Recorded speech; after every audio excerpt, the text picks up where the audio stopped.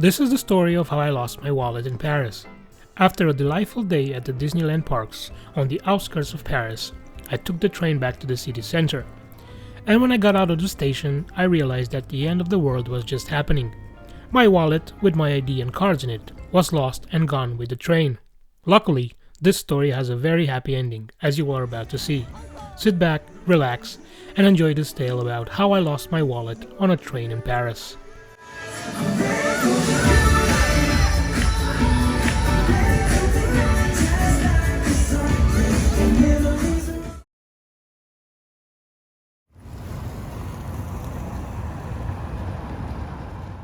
I remember beginning that day at the Louvre. I failed to check my ticket that morning, as I would have noticed that it was for the 28th and I was going on the 27th. My excitement for seeing the Mona Lisa was quickly exchanged for the one of seeing Disneyland Paris. So from the Louvre, I boarded the bus to the Aubert station and then took the RER train towards the parks. The train to Disneyland took about 40 minutes.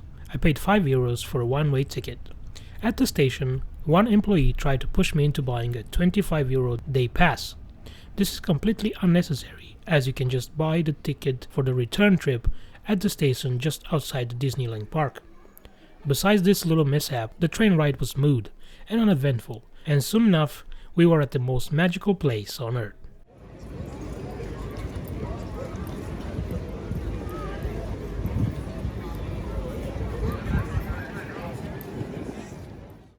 I arrived at Disneyland at around 10:40 in the morning and had a ton of fun. Both Disneyland Park and Walt Disney Studios are incredible, to be honest. The most fun that I've had was at the Pirates of the Caribbean ride, as well as at the Teacups, and also the Magic Carpet ride at the other park. Yes, I'm 30 and I don't care. It was one of the best days of my life. I had no idea where it would go from there, obviously, but as far as fun goes, Disneyland Park Paris is the place to be.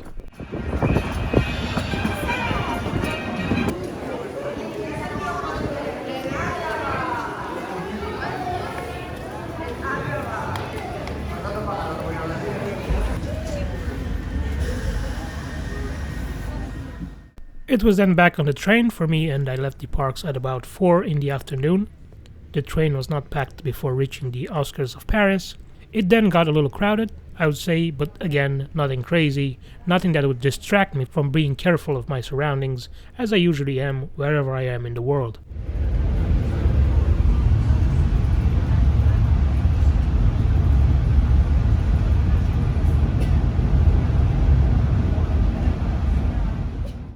Now, in order to understand where things got wrong, this is my pair of baggy pants that I got a few years ago from Guess. I love this pair of pants and I take them with me anywhere that I go. The only problem with these pants is the pockets are absolutely the smallest you'll ever see. They can't even fit a Motorola Razr phone, the foldable one, let alone an iPhone or a wallet for that matter. So then it was not a great idea for me to keep my wallet in the front right pocket, as I was about to find out, instead of in my jackets by my chest in the inside pocket of it.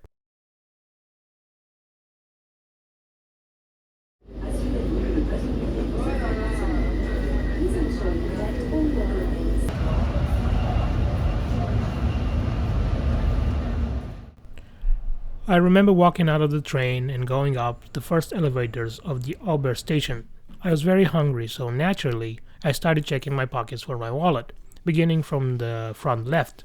It was not there, so naturally, I started to look for the other ones, realizing that my phone was in the other pocket, and telling myself, oh, it must be in the jacket somewhere. After searching for the wallet for a few more seconds, panic started to settle in, as I slowly realized that the wallet that I had brought from Istanbul, a beautiful replica of a Louis Vuitton one, was gone. I kid you not, I ran back to the platform and even gestured with my hands for the train to stop, but it was too late for that. The train started to pull away and I was now on the verge of complete chaos. I asked the staff for help, but the lady at the counter had no idea what English was. This is a common issue in France. Nobody seems to be speaking anything but French. So good luck with getting help from staff in the train stations, the metro, and anywhere else.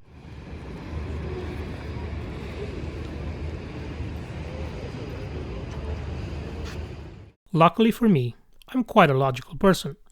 When I saw that the situation was the one that it was, I stopped panicking and started to look for solutions. I was still affected by the unfortunate loss, but I figured it was useless to keep going down the rabbit hole of regret, panic, and fear. Instead, I reevaluated the situation, figuring out the positives, like still having the phone with me, with my only card in it and functioning thanks to the NFC feature on the iPhone, or my passport safely hidden in my backpack back at the hotel, and of course, the lack of goods in my wallet itself, other than $100 in Romanian money, a hotel key shaped like a credit card, and the wallet itself, which was around $100. Leaving the station, I started walking towards the hotel and controlling my urges to scream and go completely nuts. I was trying to keep focusing on the goods, letting the idea of redoing my IDs for another time. And then my phone buzzed, a message from a girl named Lucy in the notifications. The message from heaven, as you can see here. Lucy had found my wallet and was in possession of it. My jaw literally dropped to the floor. I was in awe and started shaking of excitement. This rarely happens to me, to be this happy for such a simple thing, a wallet. My wallet, lost on the Air train from Disneyland, now in possession of Lucy, the sweetest girl in the universe.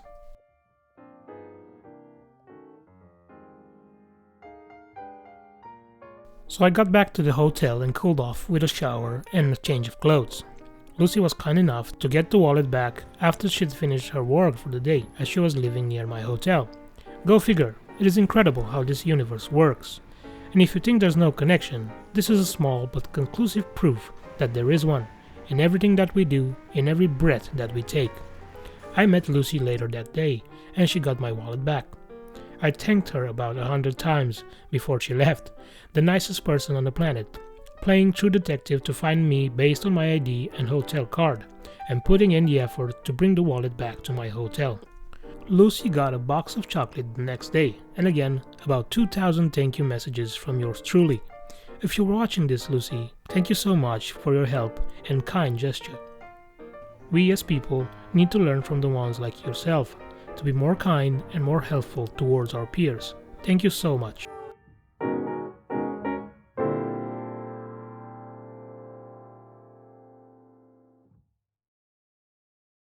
What do you do when you lose your wallet in a country that you're not familiar with? First of all, don't panic too much. It's done already, so panicking helps for a bit, so that you can release some of the initial shock from the body. But that's it. Panic won't help you further. Keep your passport at the hotel. Always carry another piece of identification with you, other than your national ID. Have your passport safely stored back at the hotel, should your ID go missing.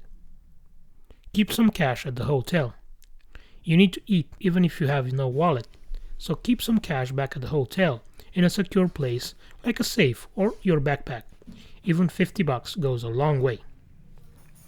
Have your cards active on your phone. Thanks to the NFC feature on most smartphones, you can pay with your phone directly at the POS. Have it nice and active if you are left without your physical cards. Hope for the best. Keep a positive attitude when disaster strikes. Embrace the panic and go with the flow. Sometimes your salvation is just one message away.